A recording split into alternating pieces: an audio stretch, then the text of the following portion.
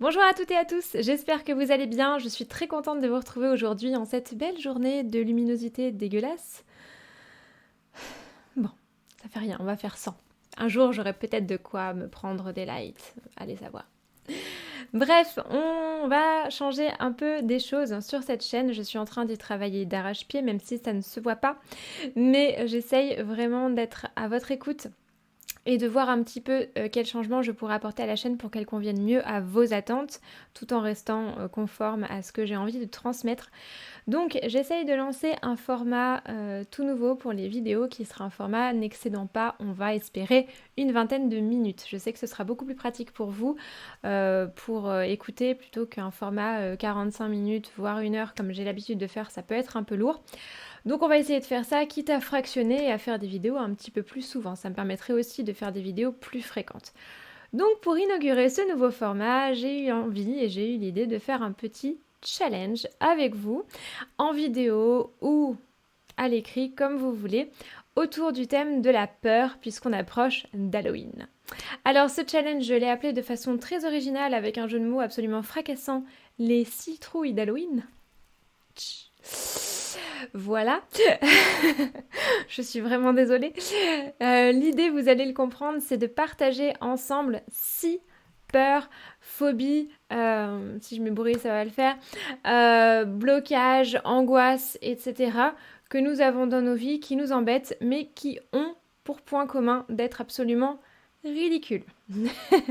Donc on va être dans l'autodérision, on va être dans la dédramatisation et on va essayer de partager ensemble ces petites choses qui sont de réelles souffrances pour nous, mais qui pour les autres sont un support inépuisable et une inspiration fondamentale de moquerie.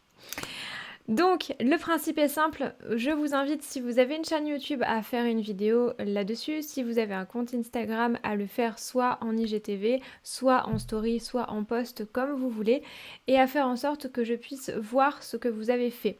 Donc le principe est pas très compliqué, si vous le faites sur YouTube, il suffit de me poster le lien vers votre vidéo dans les commentaires.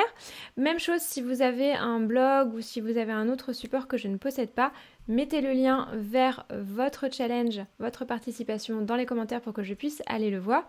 Et si vous le faites sur Instagram, il suffira de me taguer. Encore une fois, vous trouverez toutes les informations sur mon compte Instagram en barre d'infos pour pouvoir le faire. Je vous invite également à partager cette vidéo et à la relayer si vous avez envie de faire tourner un petit peu ce challenge autour de vous, histoire qu'on travaille tous ensemble sur nos peurs et notre ridicule à l'approche de cette merveilleuse fête qui est Halloween. Alors je vais pas traîner plus que ça et je vais rentrer tout de suite dans le vif du sujet en vous partageant mes 6 trouilles d'Halloween. Attention, le ridicule ne tue pas, Dieu merci. C'est parti. Trouille numéro 1. J'ai un problème avec le regard des gens, je ne supporte pas qu'on me fixe, j'ai beaucoup de mal avec ça. Et j'ai aussi un problème par extension avec les photographies de gens. C'est-à-dire que je suis toujours persuadée que les gens sur les photos me regardent. J'ai exactement la même phobie, la même retenue. Et c'est souvent, ça peut être source de choses assez rigolotes et de situations ubuesques. C'est-à-dire qu'une fois, j'ai séjourné chez des amis qui avaient un poster d'un groupe musical dans leurs toilettes. Et je ne pouvais pas utiliser les toilettes à cause de ça. Parce que je me disais, mon Dieu, il me regarde. Donc j'étais obligée, dans mon esprit malade, tordu, torturé et complètement illogique, de coller des petits bouts de PQ sur les visages des personnes pour pouvoir aller utiliser les toilettes. Donc c'est absolument ridicule, sachant que quand j'étais ado et que j'avais des posters, pareil, d'acteurs ou de groupes dans ma chambre, je ne pouvais pas me déshabiller dans ma chambre non plus. Voilà comment se pourrir la vie avec un rien.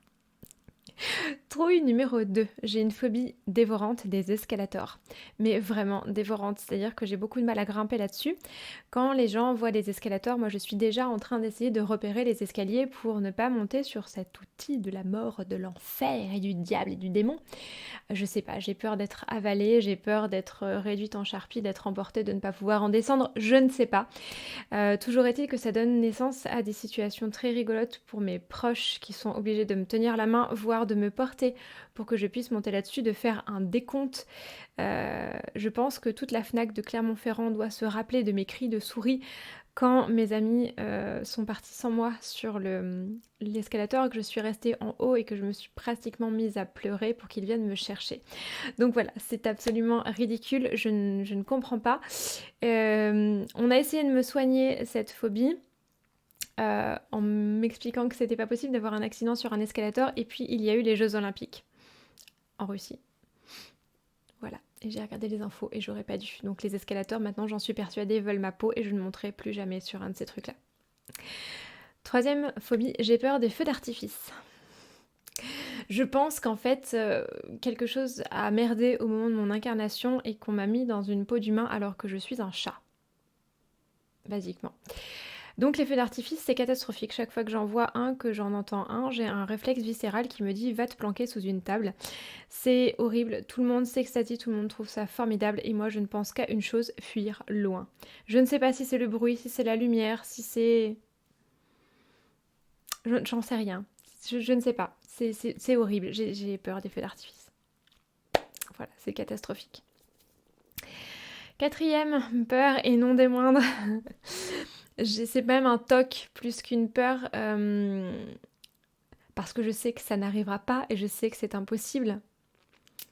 Mais je ne prononce jamais dans ma tête, alors je ne pense jamais à un code secret ou à un mot de passe quand je le tape, sans doute par crainte qu'on lise dans mes pensées, je ne sais pas. Enfin, j'ai toujours ce réflexe à la con de réciter un code différent de celui que je tape quand je tape mon code bancaire, mon mot de passe, mon code PIN, tous ces trucs-là. Voilà, donc c'est carrément, ça tient carrément à la psychose. Parce que personne ne lit dans les pensées, parce que ça n'arrive pas. Et je sais pas pourquoi. Pourquoi? S'il y a des psys dans l'assistance, aidez-moi, s'il vous plaît. C'est terrible. Cinquième, on a cinquième trouille. Il y a 2 films qui m'ont traumatisée dans ma vie, dans toute ma vie. Quand je vais vous dire lesquels, je pense que vous allez pouvoir aller vous faire un chocolat chaud. C'est SOS Fantôme 2 et Volte-Face. Voilà. Alors, SOS Fantôme 2, tout simplement, voilà, j'ai pas la réponse, j'ai pas la clé, je ne sais pas. Le slime peut-être, ou les fantômes, je ne sais pas. Excusez-moi, ça c'est mon rappel pour me dire de boire, parce que je mets des rappels pour boire. Voilà, je ne sais pas. SOS Fantôme 2, ça a été un traumatisme énorme toute mon enfance. J'ai vu pourtant plein de films comme ça qui m'ont rien fait. SOS Fantôme 2, ça a été une catastrophe. Je l'ai revu il y a pas longtemps, parce que pendant très longtemps, j'ai pas pu le revoir. Et je me suis dit, mais pourquoi? Pourquoi? Bon. Par contre, Volte-Face me traumatise toujours autant. C'est-à-dire que je peux regarder Conjuring, j'ai regardé Mirrors, j'ai baillé, j'ai regardé... qu'est-ce que j'ai vu comme films qui sont censés être trouillous? J'ai vu Saw, je trouvais ça naze. J'ai vu The Human Centipede, j'ai trouvé ça affligeant. J'adore les films d'horreur, les vrais films d'horreur. Là, ce que je viens de citer, pour moi, c'est pas des films d'horreur, c'est du gore gratuit. Mais le film d'épouvante, j'adore, je suis hyper fan des Conjuring, je suis amoureuse de Dario Argento, Bref, j'aime beaucoup les vieux slashers des années 90, ça c'est un truc qui me plaît, j'adore les thrillers, J'ai tellement aimé Midsommar, je suis fan d'Ari Aster, bref, j'adore ce genre de cinéma-là. Mais Volte-Face, mais quelle horreur! Mais c'est abominable ce film. Je veux dire, l'échange de visage est absolument dégueulasse. La simple idée qu'on puisse décoller un visage pour le recoller sur un autre, c'est ignoble. Et en plus, ce film n'a absolument aucun sens. Aucun. Je veux dire, à quel moment, même en échangeant les visages, tu peux décemment confondre John Travolta et Nicolas Cage? Qu'est-ce qui s'est passé? À quoi avez-vous pensé? Qu'est-ce que c'est que ce film? Pourquoi? Et celui-là, par contre, je l'ai revu il y a pas longtemps. Et le seul intérêt que j'y ai trouvé, c'est Tommy Flanagan, qu'on ne voit pas assez, mais qui a des cheveux magnifiques. Voilà. Je ne comprends pas ce film. Et il me traumatise toujours autant. Il est horrible, il me fait faire des cauchemars. Bref. 6e trouille, et on garde peut-être le meilleur pour la fin, je ne sais pas. Je n'ai pas peur en avion, je n'ai pas peur en train, je n'ai pas peur en voiture, je n'ai pas peur en moto, je n'ai pas peur en scooter, je n'ai pas peur en ski, j'ai peur en luge. Tu ne me feras pas monter sur une luge. Alors, la raison, par contre, celle-ci, je la connais, c'est que j'ai une amie d'enfance enfin une amie d'enfance, une copine d'enfance, qui s'est tranché un pouce dans un accident de luge et ayant une phobie de l'amputation absolument démentielle, j'ai encore l'image de ce pouce tranché. Alors j'étais pas là quand elle s'est tranché le pouce, mais j'ai vu l'après. Et du coup voilà, je me suis juré ce jour-là, je devais avoir 13 ans, de ne plus jamais mettre le cul sur une luge et je ne suis plus jamais remontée sur une luge et je ne remonterai jamais sur cette merde. Donc voilà. Au moins en avion, j'ai pas peur parce que je me dis un accident d'avion, j'en survivrai pas suffisamment pour supporter l'amputation, donc c'est pas grave. Voilà, donc j'ai pas peur. Mais en luge, c'est juste pas la peine d'y penser. Donc voilà, c'était mes citrouilles, c'était ridicule, c'était affligeant, mais je vous jure qu'au quotidien, c'est une souffrance. Quand vous ne pouvez pas aller aux toilettes quand il y a un visage, quelque part, je peux pas lire un magazine, quand vous pouvez pas prendre un escalator et que du coup le rayon livre de la FNAC vous est inaccessible, ou que vous vous trouvez piégé dans le métro à 3h du matin, quand le 14 juillet vous êtes obligé de prendre des dispositions pour vous planquer sous votre lit, quand vous vous trompez et que vous tapez le code fictif que vous récitez dans votre tête à la place de votre code PIN parce que vous êtes paranoïaque des Illuminati, quand vous ne pouvez pas voir un film avec John Travolta et Nicolas Cage sans en faire des cauchemars alors que ce film est ridicule, et quand enfin votre moyen de transport cauchemardesque est un bobsleigh, je pense qu'on peut dire que c'est une souffrance réelle. Voilà, c'est à vous. Partagez-moi tout ça, soit sur YouTube, soit sur Instagram, soit en commentaire si vous avez un blog ou autre.